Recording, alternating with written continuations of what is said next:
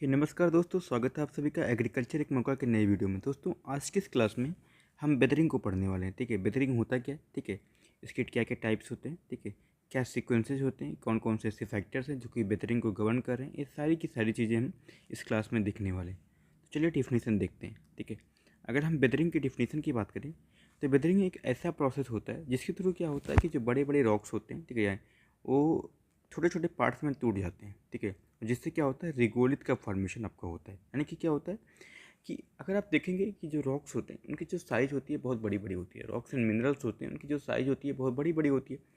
उन्हीं से directly soil का फॉर्मेशन तो होगा नहीं। ठीक है, जब ये रॉक्स क्या होते हैं छोटे छोटे पार्टिकल्स में टूट जाते हैं और जिससे क्या होता है, रिगोलिथ का फॉर्मेशन होता है।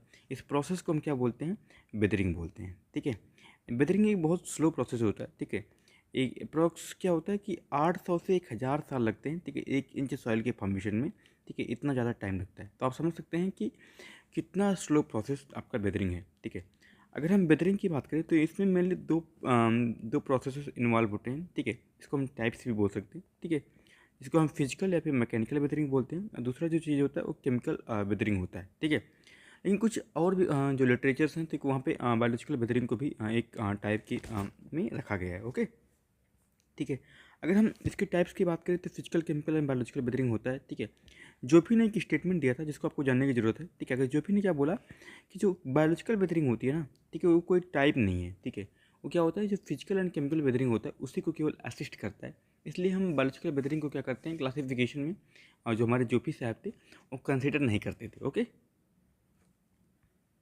ठीक है, अदरवाइज बेसिकली क्या है कि हम पढ़ेंगे 3 टाइप में, physical weathering, chemical weathering and biological weathering. ठीक है, फिजिकल वेदरिंग क्या होता है, फिजिकल वेदरिंग मतलब क्या होता है, जो रॉक्स होते हैं ना, ठीक है, जब वो टूटते हैं तो उनकी जो ठीक है, उनकी जो कैरेक्टरिस्टिक्स होते हैं उसमें कोई चेंजेस नहीं आती। ठीक है, केवल जो लार्ज पार्टिकल्स होते हैं वो टूट के छोटे पार्टिकल्स में चेंज हो जाते हैं। ठीक है, यानी कि by the action of any physical thing. ठीक है, इसमें बेसिकली क्या है कि कोई फिजिकल चीज़ की वजह से क्या होता है कि आपके जो लार्जर पार्टिकल्स होते हैं, लार्जर रॉक्स होते हैं, वो छोटे छोटे पार्टिकल्स में टूट जाते हैं। लेकिन यहाँ पर कोई उनके कैरेक्टरिस्टिक्स में कोई चेंजेस नहीं आते हैं। ठीक है, पढ़ लेते हैं पहले। The mechanical process causing the disruption, ठीक है, of consolidated massive rocks into smaller bits. ठीक है, without any corresponding chemical change. यानी कि यहाँ पे क्या होता है, कोई केमिकल चेंज आपको देखने को नहीं मिलता है। ओके, अब यहाँ पे आप देखेंगे कि क्या होता है कि जो फिजिकल वेदरिंग होता है, जो एक्सट्रीम कंडीशंस होती हैं, ठीक है, वहाँ पे देखने को मिलता है। ठीक है, यानी कि जब मौसम का जो कंडीशन होता है या फिर कोई भी आप फिजिकल एक्टिविटी जब एक्सट्रीम कंडीशन में चली जाती है, एक्सट्रीम लेवल पे चली जाती है, तो आप यहाँ पे जो फिजिकल वेदरिंग होता है, ठीक है, वो देख सकते हैं। ठीक है, ये बहुत स्लो प्रोसेस आपका होता है। ठीक है, कई सारे एजेंट होते हैं जो कि इसमें इन्वॉल्व होते हैं। ठीक है, चाहे फिजिकल कंडीशन ऑफ रॉक्स की बात करें, चाहे आपकी चेंज इन टेम्परेचर की बात करें, चाहे वाटर के एक्शन की बात करें जिसमें आपका फ्रेगमेंटेशन एंड ट्रांसपोर्टेशन आता है, एक्शन ऑफ फ्रीजिंग, ठीक है, फ्रीजिंग आता है। ठीक है, वेटिंग एंड ड्राइंग आता है। इसके अलावा एक्शन ऑफ ग्लेशियर्स आते हैं। ठीक है, इसके अलावा जो एटमॉस्फेरिक इलेक्ट्रिक फिनोमिना होता है, ये सारी चीज़ें क्या होती हैं कि ऐसे एजेंट हैं जो कि फिजिकल वेदरिंग को गवर्न करते हैं। ओके, ठीक है, आप फिजिकल कंडीशन ऑफ रॉक्स की बात करेंगे। ठीक है, यानी कि अगर ये हम रॉक्स को देखते हैं तो इस रॉक्स की भी कुछ कंडीशंस ऐसी होती हैं जिसकी वजह से ये वेदरिंग होगी। ठीक है, अगर ये रॉक्स की जो परमेबिलिटी है, ठीक है, वो ज़्यादा हो तो क्या होगा, जब ये रॉक्स की परमेबिलिटी ज़्यादा होगी तो ये इजीली ब्रेक डाउन कर जाएगा। ठीक है, जैसे आप एग्जांपल में देख सकते हैं, ठीक है, जो सैंड स्टोन्स होते हैं, ठीक है, इनकी जो परमेबिलिटी ज़्यादा होती है एज कम्पेयर टू द आपकी बेसाल्ट की। ठीक है, तो बेसाल्ट से ज़्यादा इनकी परमेबिलिटी होती है, इसकी वजह से क्या होता है कि इजीली ब्रेक हो जाते हैं as compared to the basalt. Okay, यहाँ पे देखा है एक्सटेंट ऑफ टेम्परेचर। ठीक है, टेम्परेचर कैसे इम्पैक्ट करता है। ठीक है, अगर आप दिन का टेम्परेचर देखेंगे तो क्या होता है, दिन के टेम्परेचर पे ठीक है, जो चीज़ें होती हैं, ठीक है, जब रॉक से पड़ती है तो वहाँ पे श्रिंकेज देखने को मिलती है। ठीक है, जब रात में टेम्परेचर कम होता है तो वहाँ पे क्या होता है, स्वेलिंग देखने को मिलती है। कोई चीज़ कंटिन्यू स्वेलिंग एंड श्रिंकेज देखने को मिलेगी तो क्या होगा, ठीक है, और धीरे धीरे करके बेसिकली क्या हो जाएगी, कमज़ोर पड़ जाएगी। जब कमज़ोर पड़ जाएगी तो क्या होगा, उसका ब्रेकडाउन हो जाएगा इजीली। ओके, ठीक है, यहाँ पे आपको जो डिटेल दिया गया है, ठीक है, आप यहाँ से पढ़ सकते हैं। ठीक है, यहाँ पे एक्सफोलिएशन का कॉन्सेप्ट दिया गया है। ठीक है, इसको हम ओनियन टाइप वेदरिंग बोलते हैं। एक्सफोलिएशन क्या होता है, ठीक है, एक्सफोलिएशन में बेसिकली क्या होता है कि जो रॉक्स होते हैं ना, समथिंग लाइक दैट, ठीक है, इसके ऊपर की जो लेयर होती है, ठीक है, वो धीरे धीरे करके छूट जाती है। अगर आप प्याज देखे होंगे तो बेसिकली आप पाएंगे क्या होता है, प्याज के ऊपर एक लेयर सी पाई जाती है। ठीक है, आपने देखा होगा कि जो पॉलीथीन आपकी जो रेड रेड होती है, ठीक है, आप उसको जब प्याज को छीलते हैं तो उसकी जो ऊपर की लेयर होती है उसको हटा देते हैं, ठीक है। तो ये जो प्रोसेस होती है इसको क्या बोलते हैं, एक्सफोलिएशन बोलते हैं, जिसको हम ओनियन टाइप ऑफ वेदरिंग भी बोलते हैं। ओके, अब वाटर का एक्शन कैसे होगा, ठीक है। वाटर का एक्शन बेसिकली क्या होता है, कई सारे तरीके से हो सकता है। पहला, फ्रेगमेंटेशन एंड ट्रांसपोर्टेशन, ठीक है। कोई रॉक्स होता है, जब इस पर क्या होता है, जब वर्षा होती है तो इसकी जो वाटर का एक्शन होता है, इसके जो पार्टिकल्स होते हैं उनको क्या करते हैं, छोटे छोटे पार्टिकल्स में क्या कर देते हैं, तोड़ देते हैं, ठीक है। और ये बाद में क्या होता है कि जो पार्टिकल्स होते हैं यहाँ से ट्रांसपोर्ट होकर जाके डिपोजिट हो जाते हैं, जिससे क्या होता है कि आपके सॉइल का फॉर्मेशन आपको देखने को मिलता है, ठीक है, ठीक है। यहाँ पे एक इंपॉर्टेंट फैक्ट दिखा है, देखिए आपका जो रेबाइंस होती हैं उनको क्या बोलते हैं, एडवांस स्टेज ऑफ गली होती हैं, और जो ट्रांसपोर्टिंग पावर होती है वाटर की उसे क्या बोलते हैं, ठीक है। उसकी जो वेलोसिटी होती है उसका बेसिकली क्या होता है, सिक्स्थ पावर आपका होता है, ठीक है। एक इंपॉर्टेंट फैक्ट आपका देखने को मिलता है, ठीक है, ये बात आपको याद रखना है। ओके, आपको नोट्स मिल जाएगा PDF में, ठीक है, आप वहाँ से पढ़ाई इसकी कर सकते हैं, ठीक है, या आप वहाँ से पढ़ सकते हैं। एक्शन ऑफ फ्रीजिंग क्या होता है, सिंपल सी बात है, अगर कोई वाटर के वॉल्यूम है यहाँ पे है ना, तो जब इसकी फ्रीजिंग होती है तो क्या होता है, इसका जो वॉल्यूम होता है 9% बढ़ जाता है। अब कोई चीज़ आप देखेंगे कि जब कोई चीज़ इतने में थी तो कोई दिक्कत नहीं थी, जब इसका वॉल्यूम बढ़ेगा तो ये बाहर की तरफ प्रेशर लगाएगा, जब प्रेशर लगाएगा तो ये बाहर की जो चीज़ें होंगी धीरे धीरे करके क्या हो जाएंगी, टूट जाएंगी, जिससे क्या होगा, जो वेदरिंग का प्रोसेस होगा कंप्लीट होगा, ठीक है। और इम्पोर्टेंट चीज़ यहाँ पे ये है कि प्रेशर कितना होता है, तो यहाँ पे उसका प्रेशर दिया गया है, ठीक है। अगर हम टन पर मीटर स्क्वायर की बात करें तो इसके अकॉर्डिंग आपका 1465 होता है। अगर आप ठीक है फीट में याद करें तो 150 टन पर फीट होता है। ओके, ठीक है। अब यहाँ पे वही वाली बात फिर से लिखी गई, अल्टरनेट वेटिंग एंड ड्राइंग, ठीक है। क्या होता है, जब वाटर का एक्शन होता है तो क्या होता है कि वो वेटिंग होती है, ठीक है। बाद में क्या होता है कि आपका जब वाटर का वहाँ से निकला जाता है, ड्राई होता है, तो वहाँ पे क्या होता है, श्रिंकेज होती है। जब अल्टरनेट वेट एंड ड्राई करते रहते हैं तो धीरे धीरे करके हो जाती है, ठीक, वो सॉफ्ट हो जाती है, जिसकी वजह से क्या होता है, उसका ब्रेकडाउन इजीली हो जाता है, ठीक है। सबसे ज़्यादा किस ठीक है क्ले मिनरल में देखने को मिलता है, मोंटेमोरेलाइट में आपको, ठीक है। ग्लेशियर के एक्शन से भी क्या होता है कि हमारे जो फिजिकल वेदरिंग का जो प्रोसेस होता है वो टेक प्लेस करता है। ओके, अब यहाँ पे एटमॉस्फेरिक इलेक्ट्रिक फिनोमिना, ये क्या होता है कि जब बिजली कड़कती है ना, तब भी बेसिकली क्या होता है, जो रॉक्स होते हैं वो टूट जाते हैं, ठीक है, और वेदरिंग का प्रोसेस होता है, ठीक है। केमिकल वेदरिंग में क्या होता है, केमिकल वेदरिंग में क्या होता है कि जो भी चीज़ें होती है ना, तो इसमें जो केमिकल करेक्टरिस्टिक्स होंगे वो चेंज हो जाएंगे, ठीक है। इनके साथ फिजिकल वेदरिंग क्या था कि कोई भी उसकी करेक्टरिस्टिक्स में चेंजेस नहीं आ रहे थे, लेकिन केमिकल वेदरिंग में क्या होगा, चेंजेस देखने को आपको मिलेंगे, ठीक है। पढ़ लेते हैं। Chemical weathering takes place mainly at the surface of rock mineral. Simple सी क्या बात है, ठीक है।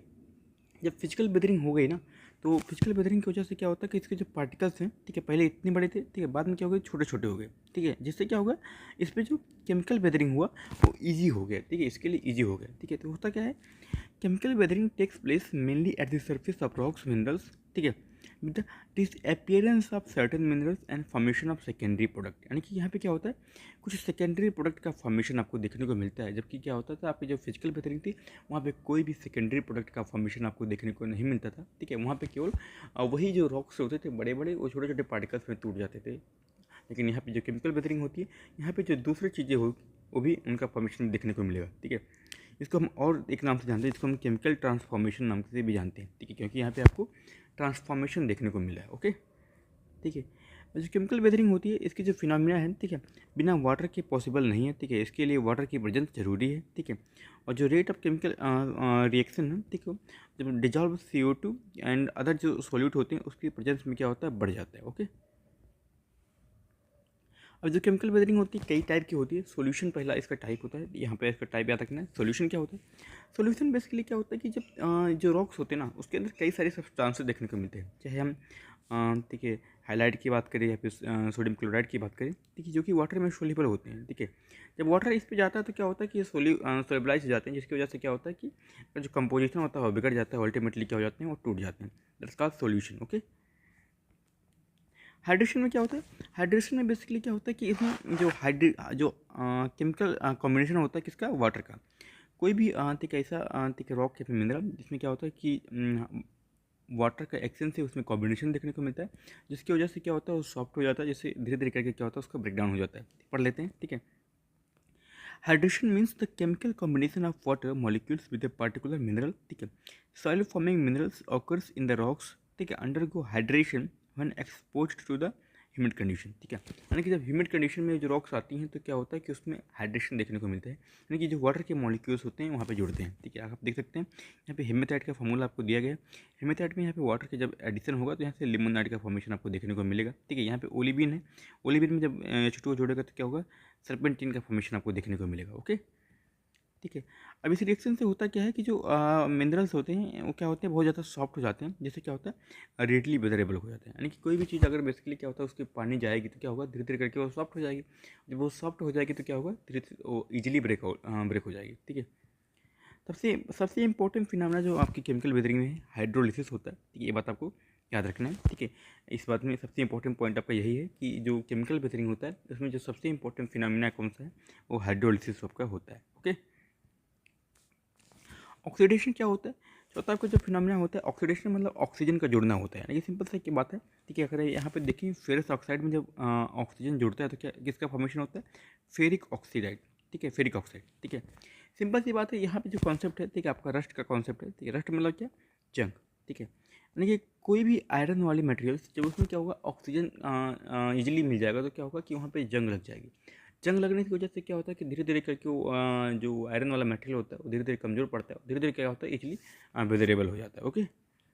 ऑक्सीडेशन, उसके बाद आपका रिडक्शन आता है। रिडक्शन में क्या होता है कि जो यहाँ पे एडिशन ऑफ, ठीक है, वाटर होता है, ठीक है, एंड रिमूवल ऑफ ऑक्सीजन होता है, ठीक है। तो इसमें बेसिकली क्या होता है, ऑक्सीजन चला जाता है due to presence of water, basically क्या होता है कि उसमें ब्रेकेबल कंडीशन आपको देखने को मिलती है, दैट्स कॉल्ड रिडक्शन, ओके, ठीक है। यहाँ पे इसका रिएक्शन आपको याद रख लेना है, ठीक है। 4Fe2O3 + O2, जिससे क्या बनेगा, फेरस ऑक्साइड बनेगा, ओके, ठीक है। यहाँ पे कार्बोनेशन क्या होता है, कार्बोनेशन मतलब क्या होता है कि जो CO2 होता है, ठीक है, डिजॉल्व इन वाटर, जिससे क्या होता है कार्बोनिक एसिड का फॉर्मेशन होता है, ठीक है। आप देखेंगे H2O जब CO2 से मिलता है तो H2CO3 बनता है, जिसको हम कार्बोनिक एसिड बोलते हैं, ठीक है। अगर बेसिकली क्या बात करेंगे, जो कार्बोनिक एसिड या फिर जो कार्बोनेटेड वाटर होता है, ठीक है, attacks many rocks and minerals and bring them into the solution, ठीक है। सिंपल सी बात है, जो लाइम स्टोन होता है ना, ठीक है, वो वाटर में इनसॉल्युबल होता है, बट क्या होता है कि जो डिजॉल्व हो जाता है कार्बोनेटेड वाटर में, जिससे क्या होता है उसकी जो वेदरिंग होती है वो देखने को मिलती है। अब जो तीसरी ठीक है मेथड है या तीसरी जो टाइप है वो क्या है, बायोलॉजिकल एजेंट्स होते हैं। बायोलॉजिकल एजेंट्स में हम लोग भी आते हैं, ठीक है, मैन एंड एनिमल। इसके अलावा जो हायर प्लांट्स एंड रूट्स हैं, ठीक है, वो भी आते हैं यहाँ पे आपको देखने को मिलते हैं, ठीक है। अगर हम मैन एंड एनिमल की बात करें तो मैन एंड एनिमल हम कोई भी एक्टिविटी जो कर रहे हैं, ठीक है, हम कोई भी काम कर रहे हैं जिसकी वजह से क्या हो रहा है कि आपकी जो रॉक्स एंड डिसइंटीग्रेशन हो रहा है उसका क्या होता है, इस कैटेगरी में आपका आता है, ठीक है। इसके अलावा जो हायर प्लांट्स एंड रूट्स होते हैं, ठीक है, इनकी जो रूट्स होती हैं, ठीक है, वो धीरे धीरे पेनिट्रेट करती हैं, ठीक है, उसके रूट्स के आपके रॉक्स के सरफेस पे, जिससे क्या होता है उनका डिसइंटीग्रेशन आपको देखने को मिलता है, ठीक है। यहाँ पे कुछ माइक्रो ऑर्गेनिजम्स भी हैं, ठीक है, जो कि इस एक्टिविटी में इन्वॉल्व हैं, ठीक है, ये भी आपको ध्यान रखना है, ठीक है। अब यहाँ पे वेदरिंग सीक्वेंस की बात करेंगे। वेदरिंग सीक्वेंस होता क्या है, फर्स्ट ऑफ ऑल यहाँ पे क्या होता है कि जो प्राइमरी मिनरल्स की बात करेंगे, है ना, क्वार्ट्ज यानी कि जो सबसे ज़्यादा रेजिस्टेंट है, ठीक है, ठीक है, आपके किसके लिए, वेदरिंग के लिए, ठीक है, यानी कि सबसे ज़्यादा रेजिस्टेंट कौन सा है, क्वार्ट्ज, ठीक है। उसके बाद आपका मस्कोबाइट, फेल्सपार्स, सोडियम एंड कैल्शियम की फेल्सपार्स, बायोटाइड, हार्नोब्लेंड एंड अगाइट। उसके बाद क्या होता है, अनार्थाइट होता है, ठीक है। इसमें आपको याद रखना है, इसके सीक्वेंस को लेकर के आपको सबसे ज़्यादा इंपॉर्टेंट याद रखना है क्वार्ट्ज को, ठीक है। लेकिन जो प्राइमरी मिनरल्स में जो सबसे ज़्यादा रेजिस्टेंस कौन है, ठीक है, आपका वेदरिंग के लिए वो क्वार्ट्ज है, ठीक है। इसके अलावा सेकेंडरी मिनरल की बात करें तो उसमें जो सबसे ज़्यादा रेजिस्टेंट है कौन है, जियोथाइट है, ठीक है। सबसे इंपॉर्टेंट वाला आपको याद रखना है, उसके आगे तो बेसिकली अगर आप याद कर सकते हैं तो कर लीजिए, अदरवाइज कोई ज़रूरी नहीं है, ठीक है। यहाँ पे कुछ इंपॉर्टेंट क्वेश्चन दिए गए हैं, ठीक है, जो आपको याद रखना है। Peeling away the surface layer from the rocks due to the changes in temperature is called exfoliation, जो कि मैंने आपको पहले बताया था। वाइट माइका क्या होता है, उसको मस्कोबाइट बोलते हैं। ब्लैक माइका क्या होता है, उसको हम बायोटाइड बोलते हैं, ठीक है। जब वाटर की फ्रीजिंग होती है तो वॉल्यूम कितना बढ़ता है, 9% बढ़ता है, ठीक है। Chemical combination of mineral with water उसको क्या बोलते हैं, हाइड्रेशन बोलते हैं, ठीक है। और जो मोस्ट इंपॉर्टेंट केमिकल बिथरिंग प्रोसेस होता है वो हाइड्रोलिसिस होता है, ठीक है। इसके अलावा और भी चीज़ें की हम बात करें, ठीक है, which of the following process is responsible for formation of serpentine from olivine, ठीक है, जो कि मैंने आपको बताया था, ठीक है, वो हाइड्रेशन होता है। इसके अलावा, ठीक है, सिल्ट मिनरल जो ट्रांसपोर्टेड होते हैं by the wind are called loess होते हैं बोलते हैं। ठीक है, ठीक है। और जो सैंड मटेरियल के जो होते हैं, जो ट्रांसपोर्ट होते हैं, ठीक है, बाय द एक्सटर्नल विंड, उसको हम एवोलियन बोलते हैं। ठीक है, ये कुछ इंपॉर्टेंट फैक्ट्स थे रिगार्डिंग द वेदरिंग। ठीक है, मिलेंगे आपसे नए वीडियो में, तब तक के लिए बाय बाय, सी यू, धन्यवाद।